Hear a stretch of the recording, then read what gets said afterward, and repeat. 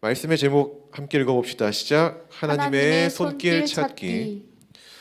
몇 년 전 겨울, 오늘과 다른 날이죠. 겨울에 있었던 일입니다.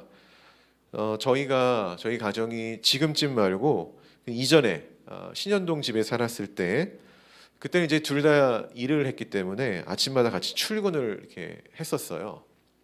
근데 그날도 이제 너무나 자연스럽게 평소 가던 길을 이제 차를 끌고 이제 출근길로 이렇게 향했습니다. 이제 차도로 들어서기 전에 이 내리막이 있었는데 그 전날 눈이 엄청 많이 와가지고 길이 얼어버린 거예요. 그러니까 그러다 보니까 이제 자연스럽게 차가 브레이크도 안 먹고 이게 쭉 미끄러져 내려가는 거죠. 그 미끄러운 길 끝에는 이제 그 차도가 이렇게 있었습니다. 차도가 마음속으로 생각했죠. 부딪히겠다, 사고 나겠다. 근데 정말 기적처럼 저희가 딱 내려가는 찰나에 그 횡단보도 신호등이 파란불로 딱 바뀌었어요. 그래서 저희가 삥 이렇게 돌면서 자연스럽게 그냥 갔던 적이 있습니다. 아무 사고 없이. 얼마나 감사하던지 그때 하나님이 우리를 보살피셨다라는 고백이 이렇게 절로 나오더라고요. 경험해보지 못하면 이거 말로 설명이 안 돼요. 진짜 순간 아찔했어요. 아찔한데 차가 이렇게 드리프트 하듯이 미끄러지면서 자연스럽게 갔던 경우가 있어요. 혹시 여러분들도 하나님의 보살핌을 강력하게 경험한 적이 있습니까? 우리가 무뎌서 그렇지 곰곰이 생각을 해보면은 분명히 하나님의 도움이 여러분 삶에 있었을 겁니다. 근데 인간은 망각하는 그런 존재이기 때문에 자꾸 있는 거죠. 중요한 건 우리가 매일을 살면서 그 하나님을 의식하느냐 안 하느냐의 차이에 있는 것 같아요. 분명 여러분의 어제의 삶에도 자세히 찾아보면은 하나님의 손길이 있었을 것입니다. 근데 우리가 그것을 인지하지 못하는 거죠. 오늘 본문 말씀에서 중요한 포인트는 뭐냐면은 하나님의 존재는 나오지 않잖아요. 그렇죠? 하나님의 존재는 나오지 않지만 보살피시는 하나님의 손길을 찾는 것입니다. 어떻게 보살피시느냐? 하나님이 어떻게 역사하시느냐? 우리는 말씀을 통해서 주님이 이 보살피시는 그 도움을 허락하시는 그 방법을 찾을 겁니다. 그리고 그 방법을 찾으면서 하나님의 손길이 우리의 삶에도 있기를 소망하는 귀한 시간이 되기를 바랍니다. 성경은 읽지 않고요. 너무 잘 읽어서 우리 15절부터 22절인데 그 내용을 먼저 가지고 이야기하겠습니다. 우리 지난주 말씀 봅시다. 지난주 후세가 누구의 계획을 무력화시켰죠? 아히도벨. 자, 자신의 계획을 압살롬에게 관철시켰습니다. 그러니까 무력화시키고 관철시켰죠. 자, 시간을 벌게 된 이 후세가 오늘 제사장이 누굽니까? 사독과 아비아달에게 지금까지 있었던 이야기를 쭉 이야기하고 그리고 앞으로 압살롬의 계획에 대해서 전달을 합니다. 그리고 이들은 이 이야기를 듣고 누구를 통해 어떠한 여정을 통해 이름 모를 여정을 통해 자기의 아들들인 요나단과 사독에게 이 사실을 또 전달을 했습니다. 이 소식을 전달받은 요나단과 사독은 어떻게 해야겠어요? 다윗에게 알려야겠죠. 자, 그러한 계획이 있었는데 오늘 본문을 보니까 그 계획이 압살롬의 사람들에게 들켰다. 이게 오늘의 내용이죠. 그래서 그들은 어느 한 지역으로 피신을 합니다. 거기가 어디입니까? 먼저 마을의 이름이 뭐라고 나오죠? 바후림이라고 나와요. 그리고 바후림에 어떤 남자의 사람의 집에 들어가서 어디에 숨습니까? 우물 안에 내려갔다라는 거예요. 자, 여기까지만 한번 봅시다. 여기까지 보면은 이 바후림이라는 지역으로 숨은 것이 좋은 선택일까요? 좋지 않은 선택일까요? 좋지 않은 선택입니다. 왜 그렇습니까? 이 바후림은 성경 지도를 보면은 베냐민 지파, 그러니까 사울 집안의 사람들이 가득한 곳이에요. 이 정치적으로 보면은 사울 집안 사람들은 누구를 싫어했습니까? 다윗을 싫어했죠. 그리고 이전에 민혁 전사님 설교를 했었나요? 16장에 보면은 다윗이 압살롬을 피해 여기를 간 적이 있었어요. 어디요? 바후림. 근데 거기서 환영을 받았습니까? 아니요. 흙먼지를 막 던지고 돌을 던지고 저주를 받는 어떤 그런 모습이 나왔다라는 거예요. 그 저주를 했던 인물이 누굽니까? 시므이라는 사람입니다. 그 내용을 한번 기억해 보세요. 자, 이런 것으로 보아 이 바후림은 다윗 편에 있는 자들이 숨기에 좋은 선택지가 아니다라는 거예요. 오히려 여기 숨었다가 밀고려 당해가지고 다시 압살롬에게 잡혀갈 수 있는 위험이 큰 곳이라는 거예요. 그러면 생각해 봅시다. 그럼 이들은 그 사실을 알고 있었을까요? 몰랐을까요? 알았겠죠. 알았는데도 불구하고 선택지가 여기밖에 없었다라는 거예요. 여기밖에. 그럼 왜 그랬을까요? 간단하죠. 지금 이들은 말을 타고 가는 게 아니라 걸어서 뭐 뛰어서 어떻게든 가고 있잖아요. 그렇죠? 근데 압살롬의 측근들은 대부분 우리가 알죠. 보병이 아니라 기병들이 있었잖아요. 그렇죠? 그럼 압살롬이 누군가를 쫓아야 되는 입장인데, 따라잡아야 하는 입장인데 보병을 보냈겠습니까? 아니겠죠. 말을 타는 사람들을 보냈을 거라는 거예요. 그러면은 이렇게 가다 보면은 잡힐 수밖에 없는 상황인 거죠. 거기에 선택지가 어디밖에 없던 거예요? 바울임밖에 없던 거예요. 그럼 고민을 했겠죠. 아, 여기는 우리가 좋은 선택지가 아닌데 가야 되나 말아야 되나. 저는 이런 고민을 했을 거라 생각이 되고, 그러다가 결국에 거기를 들어갔다는 겁니다. 또 한번 상상을 해봅시다. 몹시 급한 마음에 이 사람의 집이 이들이 아는 집이었을까요? 이름이 안 나와요. 그 말은 뭐예요? 모르는 사람의 집이었다라는 거예요. 어떻게든 그 몹시 급한 마음으로 예정되지 않은 바울임 마을에 어느 사람의 집에 들어갔습니다. 그들에게 막 자초지종을 막 설명할 수 있을 여유가 있었는지 모르겠지만은, 때론 우리가 살다 보면은요, 이야기하지 않아도 눈빛으로 좀 설명이 되는 그런 상황이 존재하죠. 집주인이 그들의 눈빛을 읽었는지, 그들의 이야기를 들었는지 성경은 말하지 않지만 이 두 사람을 어디에 숨깁니까? 집 안에 우물 속으로 내려가겠다라는 거예요. 집 안에 우물이 있다. 부자라는 얘기예요. 쉽게 얘기해서 집 안에 우물이 있다.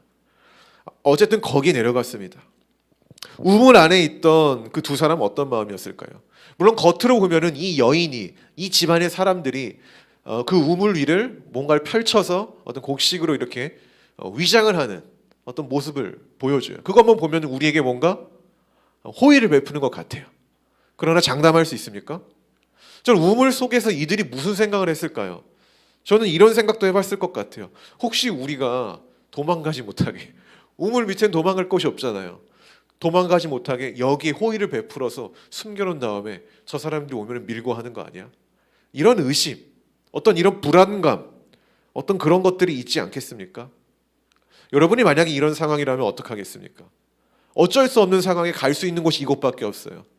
누구를 의지하겠습니까? 하나님을 의지하지 않겠습니까? 아마 이들이 하나님에 대한 어떤 의지에 대한 어떤 마음의 기도가 있었는지는 모르겠지만은 간절히 주님을 이 순간 속에 구하지 않았을까라는 생각이 듭니다.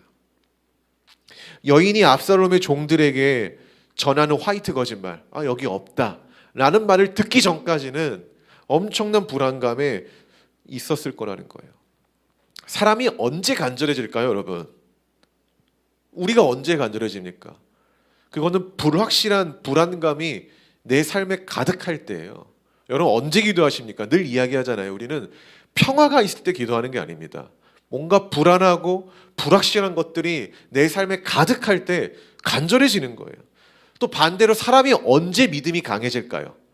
똑같아요. 놀라운 거는 우리가 불안할 때 믿음이 강해진다는 거예요. 우리가 불안하고 뭔가 미래가 보장되지 않았을 때 정말 간절해짐과 동시에 하나님을 향한 믿음도 강해진다는 거예요. 이런 관점에서 보면은 우리 인생에서 불확실하고 이런 현실적인 문제들은 나를 넘어뜨리는 사단의 계략이 아니라 나를 더 믿음을 강력하게 만드는 하나님의 섭리로 받아들여야 된다는 것입니다. 주님은 우리가 그러한 과정을 통해서 주님을 더 붙들고 단단해지기를 바라는 거예요. 그러니까 여러분, 우리가 살다 보면은 바울임처럼 최악의 선택지밖에 없을 때가 있어요. 그렇죠? 여기밖에 없구나. 그럼 그럴 때 우리는 어떻게 되는 거예요? 더 주님을 붙잡는 거죠. 피하는 게 아니라 여기밖에 없으면 거기에 가서 더 주님 붙잡는 겁니다. 여기밖에 없도록 하나님이 인도하시는 이유는 그 불안한 바울임에 가서 더 주님을 붙들라는, 더 주님을 붙들라는 하나님의 믿음의 사인 아니겠습니까? 어쨌든 이 과정에서 이들은 무엇을 경험합니까? 놀라운 하나님의 도우심을 경험했다라는 거예요. 놀라운 하나님의 도우심. 이야기가 되지 않는 어느 한 집에서 이름도 모르는 어느 한 여인이 자기들을 보호해 줬다라는 거는 그냥 우연이라고 생각했겠습니까? 그게 아니겠죠. 하나님이 이 이름 모를 여인의 도움을 통하여서 우리의 목숨을 건지셨다라는 것을 깨달아야 된다라는 거예요. 이 사소해 보이는 일상 가운데 또는 우연이라고 취급할 수 있는 것들 가운데 우리는 하나님의 섭리를 찾아야 된다라는 것입니다. 아멘. 정말 이렇게 하면은 말할 게 많아요. 제가 그 아페도를 혼자 간 적이 있었어요. 아페도를 차를 끌고 혼자 간 적이 있었는데 사고를 당할 뻔한 적이 한 번 있었습니다. 전라도 쪽, 승원이는 알 것 같아. 그 길을 갔을 것 같아. 그 전라북도 군산 휴게소를 지나서 알지? 김해 쪽으로 쭉 가면 엄청난 이 평야가 보여요. 거기 가봤을 것 같은데 제가 그때 밤에 갔는데 거기가 밤에 가면 서해안 고속도로가 트럭들이 되게 많아요. 화물차들 배송하는 차들이. 근데 졸음 운전을 굉장히 많이 합니다. 근데 그날 되게 비 오는 날이었거든요. 근데 비 오는 날이었는데 제가 빨리 가고 싶어가지고 시속 130 정도를만 밟았던 것 같아요. 근데 내 앞에 있는 차가 보이잖아요. 이 사람이 지금 자고 있구나라는 거를. 그럼 이때 두 가지예요. 빨리 추월을 하든가 아니면은 멀찌감치 떨어져 있든가. 근데 제가 빨리 추월을 하려고 했거든요. 근데 그 차가 제 앞을 이렇게 한번 싹 덮은 적이 있었어요. 근데 다행히도 왔다가 가더라고요. 저는 그 사이에 지나갔는데 이러한 일들이 우리 일상에서 와 그냥 이렇게 하고 끝날 수 있는 일일 수도 있잖아요. 근데 신앙이라면 그 속에서 하나님이 보호하셨구나라는 그 하나님의 섭리를 찾는 시각이 있어야 된다는 것입니다. 할렐루야. 저희 가정에는 가끔 그런 일이 있어요. 어느 날 사모님이 오늘 저녁 뭐 먹고 싶은데라고 말할 때가 있어요. 진짜 가끔씩 뭐 자주 말하긴 하는데 가끔씩 그럴 때가 있거든요. 근데 놀라운 건 이상하게도 그날 저녁 꼭 그걸 먹어요. 네. 근데 그게 진짜 뭐 사모님이 돈이 있어서 그걸 막 결제해서 먹는 게 아니라 이게 신기한 이유는 먹게 되는 과정 속에서 누군가가 생각지도 못하게 갑자기 쿠폰을 보내준다든지 갑자기 손님이 와가지고 마침 그 음식을 사오게 되는 과정 속에서 먹는다든지 뭔가 이렇게 이루어지기 때문이에요. 처음에는 뭐 우연인가 생각했지만 이 우연 같은 일도 너무 자주 일어나면은 우연으로 취급이 안 됩니다. 저희는 이제 그런 일을 느낄 때마다 또 하나님이 우리를 들으셨나 이런 생각을 하게 된다라는 거예요.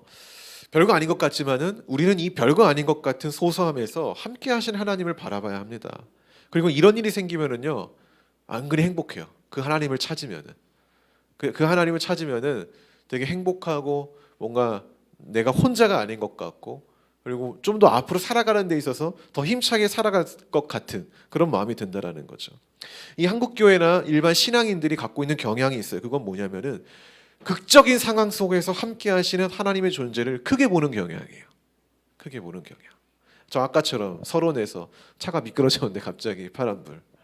그런 것처럼 극적인 상황에서 하나님이 역사하면은 그 하나님을 굉장히 크게 봐요. 그러나 우리가 잘 못하는 거는 작은 사건 속에서 함께 하신 하나님을 발견하는 것. 그 하나님을 너무 작게 본다라는 거예요. 사실 앞에 하나님이나 뒤에 하나님은 동일한 하나님인 거죠. 할렐루야. 우리가 좀 그런 시선이 있기를 바랍니다. 또 하나, 우리가 삶에서 영성이 충만할 때는 어떻게 알 수 있을까? 저는 동일해요. 그건 하나님에 대한 감정과 감성이 클 때예요. 내가 언제 영성이 충만하냐? 우리 이런 얘기 들어보셨죠? 찬양을 하는데 아무런 감동이 없다. 그 사람 영성이 바닥인 거예요. 찬양을 하는데 아무런 감동이 없다. 오늘 어땠습니까? 주성이가 막 애드립에도 내가 막 은혜가 있었다. 그거는 내 영성이 충만한 거죠. 근데 우리가 그렇게 놀라운 하나님을 찬양하는데 내 안에 감동이 없다라는 거는 내가 그 감성이 메말랐다는 거고 이 감성조차도 하나님이 창조한 거거든요. 근데 하나님이 창조한 그 감성이 메말랐다는 거는 내 영성이 지금 메말라 있는 상태라는 거예요. 예를 들어서 잠을 자고 아침에 일어나면은 와 오늘도 내가 살아있다라는 감사가 듭니까? 뭐 드는 분도 있고 안 드는 분도 있겠죠. 밥을 먹을 때 내가 오늘도 먹을 수 있어서 너무 감사하다. 뭐 이런 마음 듭니까? 아니면 또 라면이야? 이런 생각이 듭니까?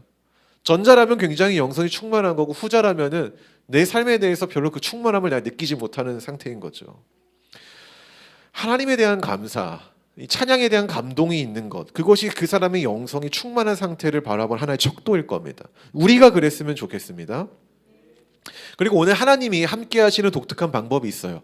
그러니까 하나님의 손길을 내는 방법. 그건 뭐냐면은 이름도 나오지 않는 무명의 사람들을 통해서 역사하셨다라는 거예요. 그렇지 않습니까?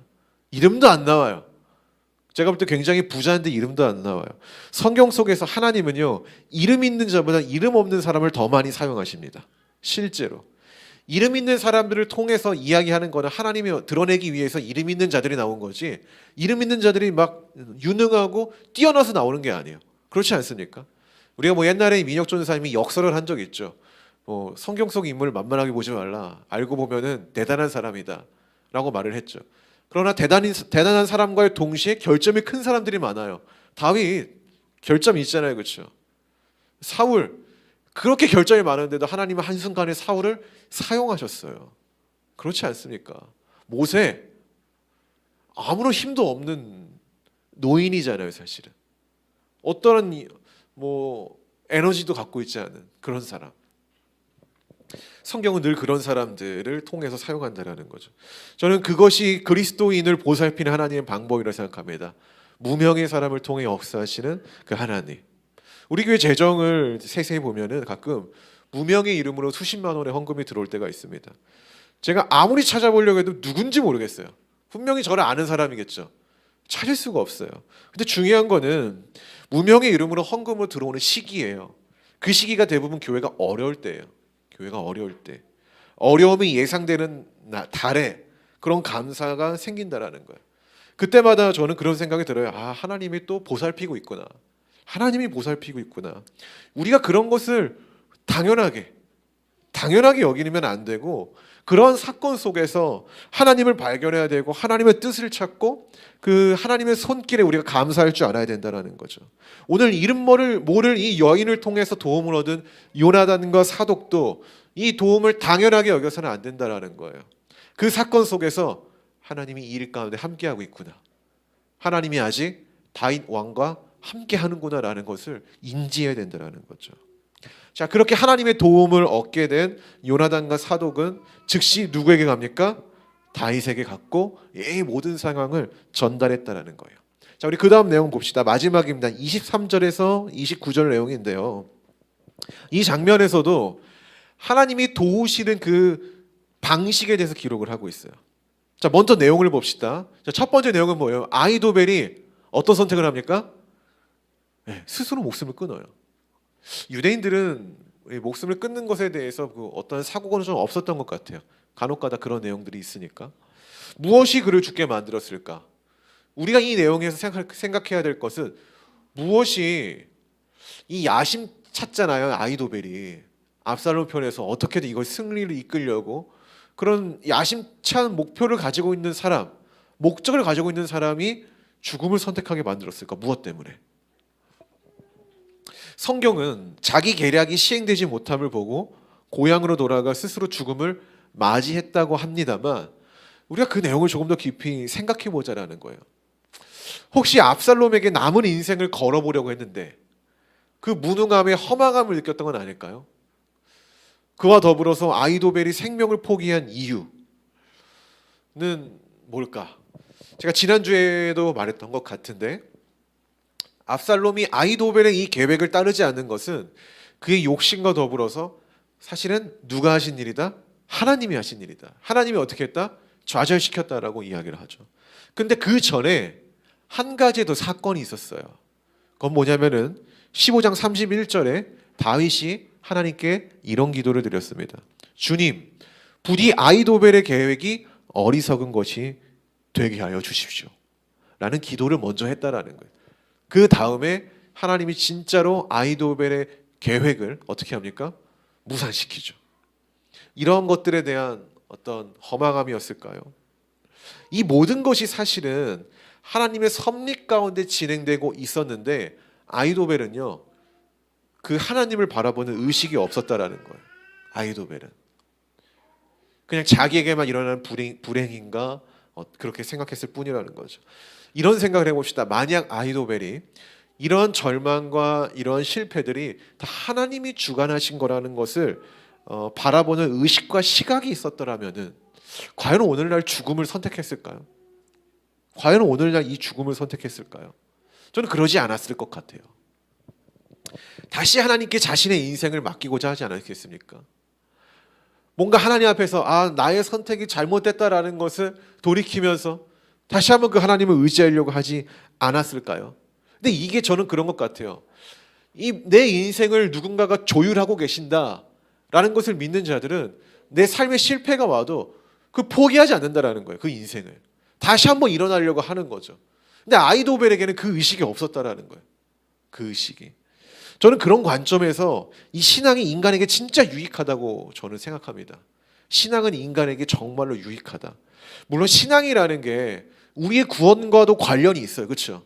여러분들이 하나님 나라에 가는 것, 하나님 나라의 법칙을 가지고 이 땅에 사는 것 관련이 있지만은 그 신앙의 그 깊음을 들어가면은 지쳐 있고 포기하고 싶은 한 영혼을 일으키는 힘이 있지 않습니까? 이 신앙이라는 게. 연구 결과에 의하면 종교와 선행이 우울, 불안, 증상을 완화시킨다는 결과가 있어요. 특히 이 신앙은 자기 존재 가치를 상승시키지 않습니까? 왜냐하면 하나님이 나를 사랑한다는 것 자체만으로도 그것을 인지함으로 우리가 절대로 우울할 수가 없는 거거든요. 그리고 신앙은 결국에는 이웃사랑이라는 선행을 이끌잖아요. 그렇기 때문에 이 신앙이라는 것은 우리를 우울하게 만들지 못한다라는 거예요. 하나 연구 결과를 말씀드릴게요. 미국의 그 오하이오 주립대인가 거기서 이 연구진이 우울과 그 불안과 스트레스 증상이 있는 122명의 대상을 가지고 하나의 테스트를 했어요. 그 사람들이 선행하는 삶을 살 수 있도록 이끈 거예요. 이렇게 하니까 놀라운 거는 우울과 불안과 스트레스가 엄청나게 줄어들었다라는 거예요. 그래서 이들이 발견한 게 뭐냐면은 선행이라는 것, 착한 삶이라는 것은 어떤 사람의 비관적 인생을 바꾸는 힘이 있다라는 거죠. 할렐루야. 이처럼 참된 신앙은 삶을 포기하지 않는 데 있다라는 거예요. 우리가 진짜 신앙을 갖고 가치 있는 인생을 찾으면은 절대로 우울할 수가 없는 거예요. 근데 그러한 인생을 살지 못하니까 불안과 우울에 잡아먹혀서 헛된 선택을 할 수밖에 없다라는 거죠. 안타깝지만 아이도벨은 그러지 못했다라는 거예요. 그가 하나님을 믿는 유대인으로서의 하나님의 백성으로 태어났지만은 오늘날의 아이도벨은 그 하나님에 대한 의식이 전혀 없었다라는 거죠. 그저 오늘의 실패, 나의 허망에 잡아먹혀 목숨을 끊는 선택을 했다라는 거예요. 그러한 이유로 오늘 압살롬은 자기 그 진영에 있어서 가장 유능한 모략가를 잃게 됩니다. 그게 이제 이 내용이죠. 그런데 오늘 다윗은 어떻습니까, 여러분? 다윗은 어때요? 귀한 사람들이 갑자기 다윗을 찾아오게 돼요. 자, 이 사람들은 어떤 사람들입니까? 마하나임에 머물고 있는 자산가들이에요. 자산가들인데 이들이 그냥 옵니까? 그렇지 않습니다. 이 군사들에게 먹일 음식물을 가지고 옵니다. 이들이 가져온 물품은 허기와 목마름에 지친 백성들을 위한 저는 하나님의 선물처럼 보입니다. 다윗이 달라고 했습니까? 아니요. 맨 마지막 절 한번 보여주실래요? 그들 생각에 읽어봅시다. 시작. 그들 생각에 백성이 들에서 시장하고 고나고 목마르겠다 함이더라. 아멘. 그들 생각에. 그냥 그들이 스스로 그렇게 생각했다라는 거예요. 다윗이 요구한 게 아니라. 그러면 우리 신앙인들은 이것을 어떻게 여겨야 됩니까? 뭐 정치적으로 보면은 다윗이 강한 것 같으니까 다윗 편에 서려고 이렇게 뭐 조공을 바치는 거 아니겠어? 라고 바라볼 수 있지만은 그 이면에는 뭐가 있는 거예요? 하나님의 섭리가 있는 거죠. 하나님이 이들을 통해서 지금 다윗의 부족함을 채우고 있는 거죠. 다윗이 지금 어떤 상태예요? 피난길에 간 상태잖아요. 광야로 간 상태. 예루살렘을 나오는 데 있어서 수많은 식량과 뭐 돈 뭐 이런 것들 챙겨왔을까요? 그럴 여력이 어디 있겠습니까? 급하게 나왔잖아요. 다윗은 지금 빈 주머니라는 거예요.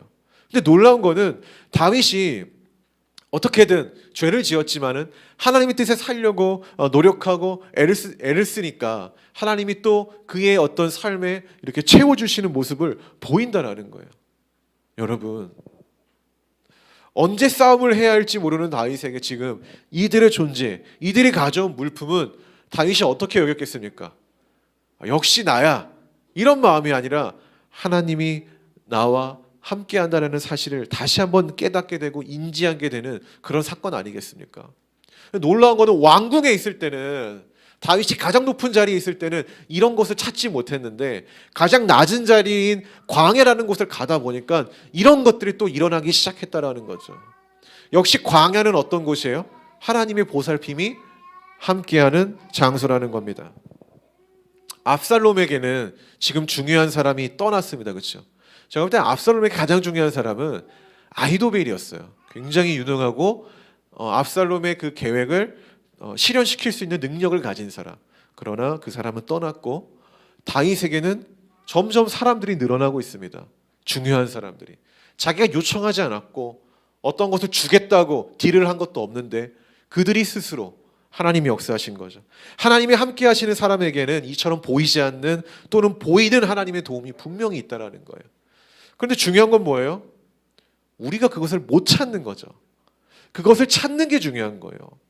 하나님 나를 도와주세요라고 이 말보다 더 중요한 거는 내가 그 하나님의 도움의 손길을 찾는 자가 되게 해주십시오. 이게 더 좋은 기도 아니겠습니까? 다윗은 분명 보았을 겁니다. 자신과 함께 하시는 이 다양한 방식으로 자기를 보호하시는 그 하나님의 손길을 말입니다. 지난주에 후세를 남겨둔 것. 그것도 뭐 다윗이 지혜라고 볼 수 있겠지만 어떻게 보면은 하나님의 섭리 가운데 있는 일이죠.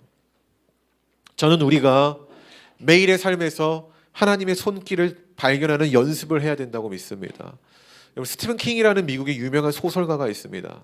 이 사람은 매일 규칙적으로 글을 쓰는데 하루에 쓰는 분량이 2,000단어 정도가 된대요.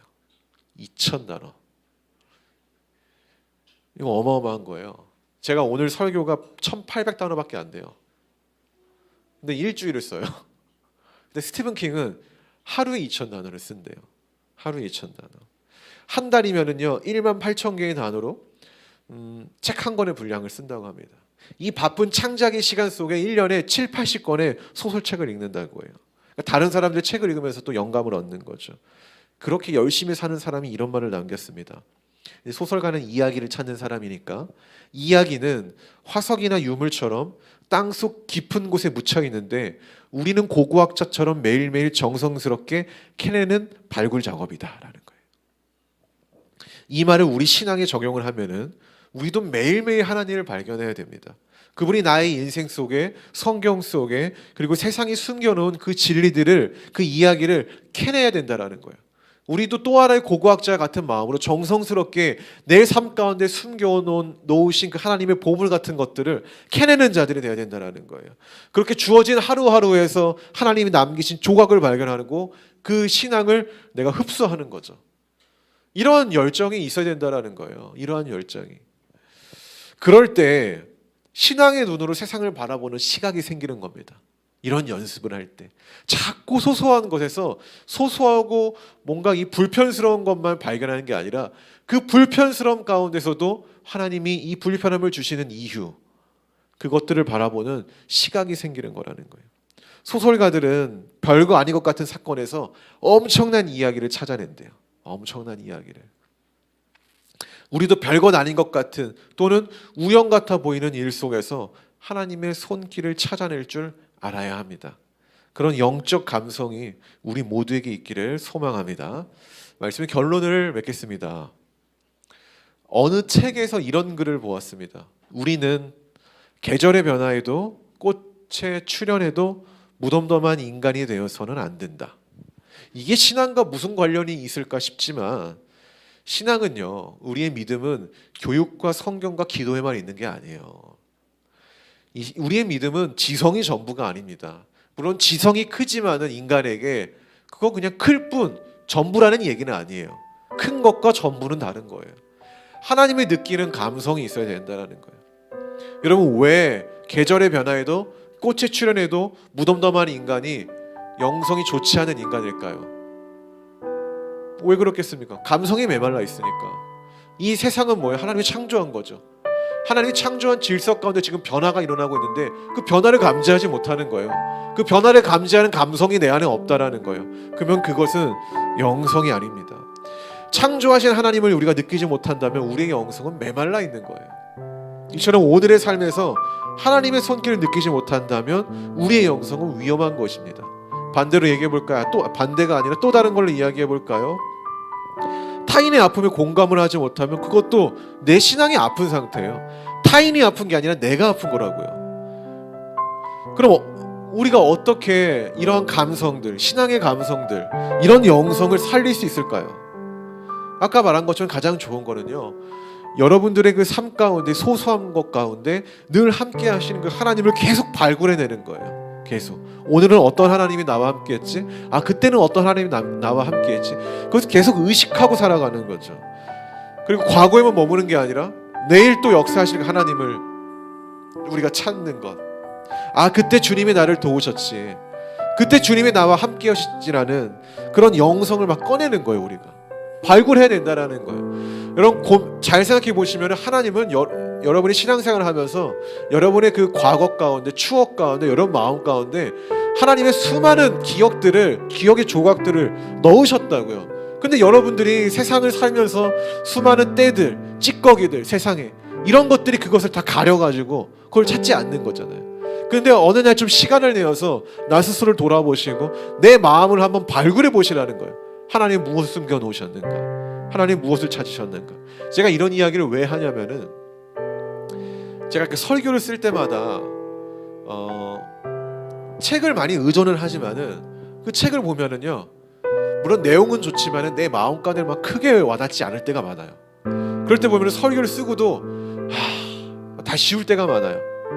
그때 제가 하는 일이 뭐냐면은 꼼꼼히 그냥 의자에 앉아서 하나님이 내 삶 가운데 언제 어떻게 역사하셨지를 하나씩 찾는 거예요. 그걸 하나씩 찾아내고 그걸 설교에 막 이렇게 녹여내면은요, 뭔가 그 전에 제가 막 이번 설교 너무 좋다라고, 그러니까 내가 볼 때 괜찮은데 뭔가 내 마음을 울리지는 않는다라는 그런 마음이, 그런 의문이 막 해소가 되는 거예요. 이건 제가 준비한 내용, 여기 기록한 내용이 아니라 좀 제대로 전달했는지 모르겠지만은 어쩌면은 우리 안에 이 답이 거의 있어요, 하나님은. 근데 우리가 이 답을 내가 스스로 찾기 어려우니까 다른 것에 의존하는 거예요. 근데 다른 것에 의존하는 것이 나쁘다는 얘기가 아니에요. 다른 것을 의존하다 보면, 예를 들어서 책을 읽다 보면, 어떤 드라마를 보다 보면, 누군가를 이야기하다 보면은 어느 순간 갑자기 다시 나를 돌아보고 싶어 할 때가 있어요. 그런 어떤 대사 때문에, 어떤 사람의 이야기 때문에, 성경의 어떤 한 구절의 그 말씀 때문에. 그럼 그때 그 말씀을 가지고 내 마음에 숨겨져 있는 것들을 하나씩 찾는 거예요. 발굴하는 거예요. 그때 그게 발견이 되죠. 그러면 이게 죽어있던 영적인 감성이 다시 살아오는 거죠. 아, 하나님 그때 그랬지 이러면서. 그러면 그때의 막 일들이 막 회상이 되면서 그때의 감각들이 생각이 나는 거예요. 이게 진짜 하나님이 인간을 놀랍게 창조한 거예요. 저는 가끔씩 그런 것도 경험하거든요. 지나가다가 뭐 어떤 노래를 들었어요. 근데 그 노래는 내가 중학교 때 들었던 노래야. 그럼 막 그때 그 감성들이 막 살아나는 것처럼 그런 일들이 우리에게 작용을 한다라는 거죠. 진짜 영적으로 충만한 상태라는 거는 뭐냐면은, 그렇게 우리가 하나님의 손길에 대한 찾는 어떤 시선, 감성들이 살아났을 때인 거예요. 살아났을 때인 거예요. 동일하게 얘기하면은 말씀을 듣고도 아무런 감흥이 없어. 그럼 그 사람은 지금 영적 상태는 굉장히 안 좋은 거예요. 우리는 그걸 스스로 알아야 된다라는 거죠. 스스로 알아야 된다라는 거예요. 그것을. 그럼 여러분, 늘 모든 사건 속에서, 그게 불편한 사건이든 기분 좋은 사건이든 그걸 써놔서 그 속에서 하나님이 어떠한 은혜를 숨겨놓으셨는지 그것을 찾는 고고학자, 고고학자까지는 아니더라도 그것을 발굴해내는 사람들이 됐으면 좋겠습니다. 근데 마지막으로 고고학자들이 거기서 막 삽으로 발견한 줄 아세요? 아니에요. 보셨죠? 그 민혁전사님 갖고 다니는 그 봤어요? 그거 맨날 먼지 이렇게 터는 거 쪼잔해 보이잖아요. 그게. 근데 실제로 고고학자들은 그렇게 해요. 왜? 손상되면 안 되니까. 혹시나 내가 아무렇게나 했다가 그게 통째로 망가져버리면 안 되니까 조심스럽게 시간을 투자하고 또 조심스럽게, 이게 잘 발굴이 안 되더라도 꾸준히 하는 거죠. 조금씩 파내가면서 하는 거죠. 여러분, 신앙은 그런 거예요. 한 번에 포크레인처럼 팍 파서 뭔가 깊어지는 게 아니라 조금씩 깊어지는 겁니다. 근데 그것은 매일 하는 거예요. 매일 하지 않으면은 깊어질 수가 없는 거죠. 그리고 제가 그런 얘기를 했던 것 같은데, 깊음이라는 것은 넓음이 없이는 존재하지 않아요. 넓음이 없이는 깊음이 존재하지 않는다. 우리나라에서 가장 깊은 그 바다가 어딘지 아십니까? 저도 잘 몰라요. 근데 제가 어렵게 기억하는 거는 태평양 어디에 비티아스인가 무슨 거기가, 근데 그게 에베레스트 산을 거꾸로 해서 들어간 것보다 더 깊대요. 더 깊죠. 근데 그 깊음이 존재할 수 있는 거는 넓음이 있었기 때문인 거예요. 사실은 넓음이 없으면 깊음이 존재해서 땅 파보세요. 땅을 파보십시오. 깊이 팔수록 동일하게 넓어지는 거죠. 우리가 그래야 되기를 바랍니다. 이 메시지가 전달되었을 거라 믿습니다. 성도 여러분, 매일의 삶에서 하나님의 손길을 찾으십시오. 하나님의 손길은 언제나 있어요. 그 손길을 찾아 성령으로 충만하셔야 됩니다. 우리가 그 손길을 찾으면 찾을수록 우리는 더욱더 마음이 넓어질 것이고 깊어질 거예요. 그런 사람이 되십시오. 그래서 어떤 불평도 어떤 불만도 담아내는 자들이 되십시오. 그 담아냈을 때 비록 내가 아프겠지만은 우리가 깊고 넓다면은 그것을 해독할 수 있는 존재가 되는 거예요. 바다처럼. 그런 사람이 되기를 소망합니다. 기도합시다.